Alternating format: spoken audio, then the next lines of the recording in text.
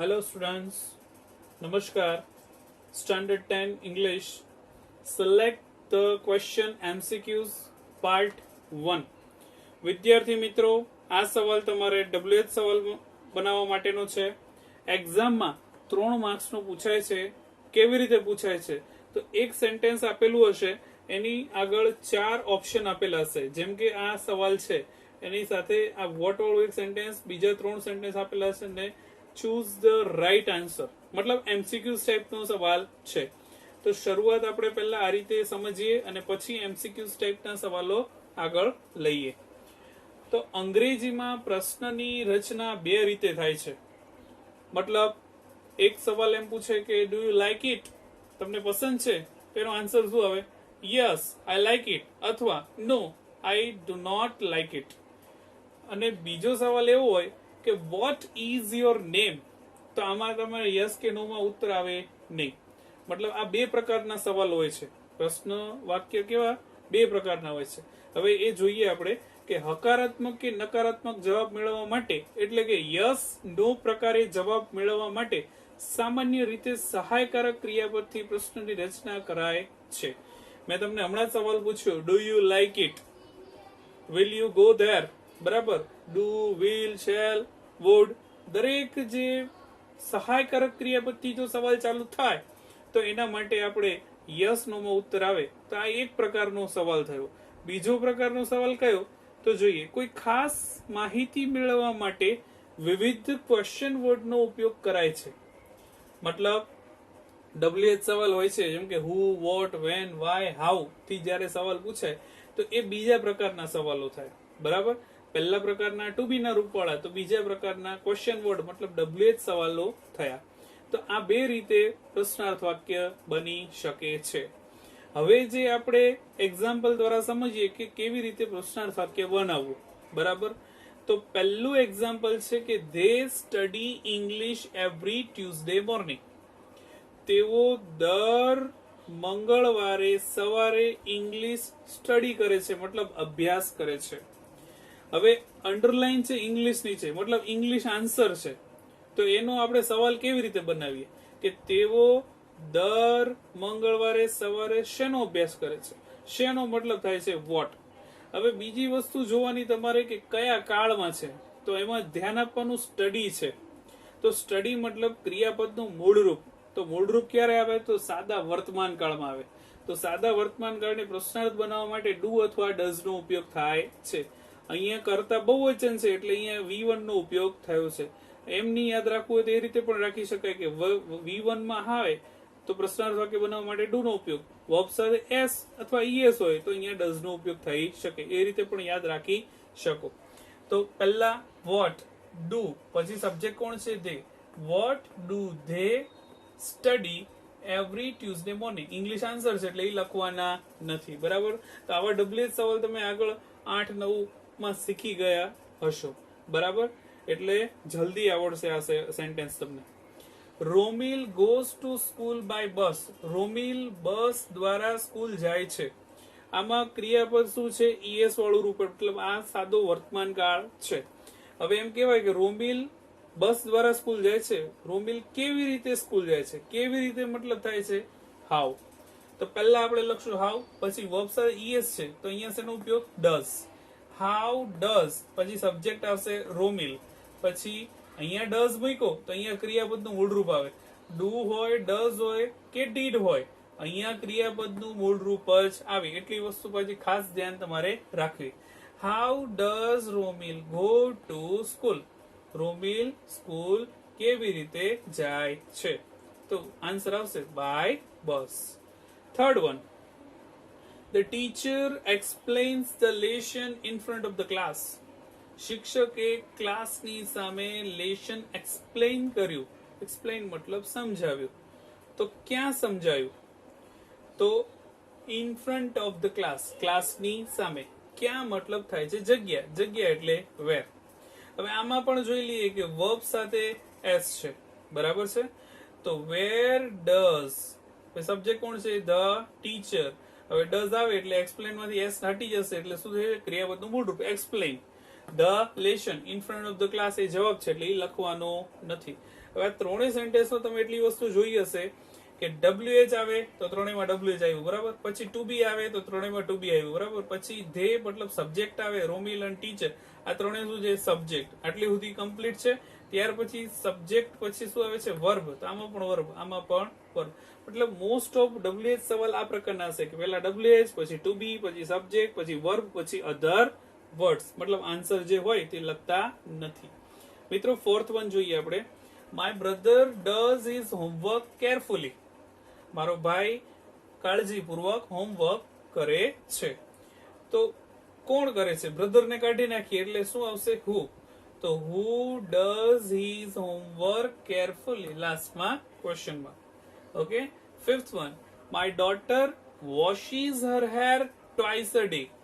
મારી દીકરી ટ્વાઇસ મતલબ બે વાર, અ ડે મતલબ એક દિવસ, એક દિવસમાં બે વાર. મારી દીકરી દિવસમાં બે વાર એના હેર શું કરે છે? વોશ કરે છે એટલે ધોવે છે. તો કેટલી વાર ધોવે છે? ટ્વાઇસ અ ડે મતલબ કેટલી વાર. તો કેટલી વાર માટે આવશે હાઉ ઓફન. પછી નિયમ પેલો જ કે વર્બ સાથે એસ છે તો શેનો ઉપયોગ થશે અહીંયા? Does. How often does my daughter નું થઈ જશે અહીંયા યોર ડોટર. પછી ડઝ છે એટલે વોશિસ નું શું થઈ જાય અહીંયા? વોશ. હર હેર નું her hair. Twice a day answer છે એટલે લખવાનું નહીં. 6th વન વિદ્યાર્થી મિત્રો. Jayesh loves eating pizza. જયેશને પિઝા ખાવાના પસંદ છે. આમાં વર્બ એસ છે ને. જયેશને શું ખાવું પસંદ? શું એટલે વોટ. વોટ સાથે શું લાગે? ડઝ, કારણ કે અહીંયા es છે. વોટ ડઝ પછી સબ્જેક્ટ કોણ છે? જયેશ. લવ ઇટિંગ પિઝા આન્સર છે એટલે લખવાનું નહીં. 7. ભૈરવી સિંગ્સ એ સોંગ બ્યુટીફુલી. ભૈરવી એક સોંગ બ્યુટીફુલી મતલબ સુંદરતાથી, સારી રીતે, સિંગ્સ કરે મતલબ ગાય છે. તો કેવી રીતે ગાય છે? તો હાઉ આવશે.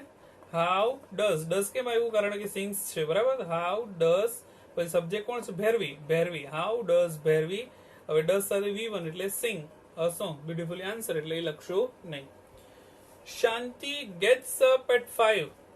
શાંતિ 5 વાગે ઉઠે છે બરાબર. 5 એ આન્સર છે એટલે વોટ ટાઈમ એસ છે એટલે ડઝ.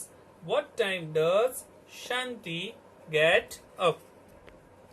વિદ્યાર્થી મિત્રો આમાં બીજું ઓપ્શન કદાચ વેન નું આવે તો પણ બની શકે વાક્ય. કેવી રીતે? તો when does Shanti get up લાસ્ટમાં ક્વેશ્ચન માર્ક. એટલે બે રીતે બની શકે. વોટ ટાઈમ લખ્યું હોય તો વોટ ટાઈમ આવશે ઓપ્શનમાં, વેન લખ્યું હોય તો વેન પણ આવી શકે ઓપ્શનમાં. Okay. 9th. Hiren doesn't go to school. Hiren school જતો નથી. Because he is sick. કારણ કે તે બીમાર છે. Because he is sick answer છે એટલે કેમ સ્કૂલ નથી જતો? કેમ એટલે શું આવશે? વાય. તો વાય ડઝન્ટ હિરેન થઈ ગયું ને. વાય પછી ટુ બી પછી સબ્જેક્ટ પછી go. Why doesn't Hiren go to school. Because is sick answer છે એટલે લખશો નહીં. લાસ્ટમાં શું આવશે? Question mark. Tushar rides his bike very fast. Tushar તેની બાઇક જે છે એ ઝડપથી ચલાવે છે. તો કેવી રીતે ચલાવે? તો ઝડપથી. તો હાઉ પછી એસ છે એટલે does Tushar ride his bike. Next છે Tina has breakfast before going to school. School જતા પહેલા ટીના બ્રેકફાસ્ટ કરે છે. તો what does Tina do? Answer breakfast before going to school. લાસ્ટમાં question. What does Tina do before going to school? School જતા પહેલા તે શું કરે છે?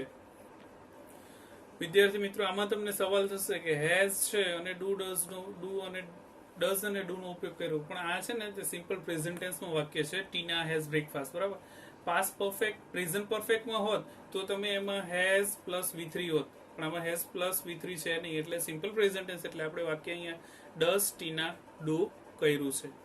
નેક્સ્ટ સેન્ટેન્સ છે આઈ ગીવ મિલન અ બર્થડે પ્રેઝન્ટ.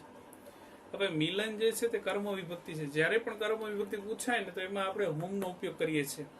આઈ ગીવ મિલન અ બર્થડે પ્રેઝન્ટ. મેં મિલનને એક બર્થડે પ્રેઝન્ટ આપ્યું છે બરાબર. તો હોમ પછી V1 છે એટલે ડુ પછી you. Home do you give a birthday present two?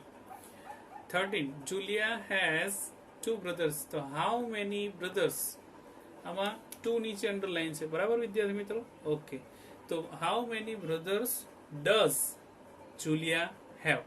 Okay, ત્યાર પછી the plane is landing at the airport. Plane જે છે એ એરપોર્ટ પર લેન્ડિંગ કરી રહ્યું છે.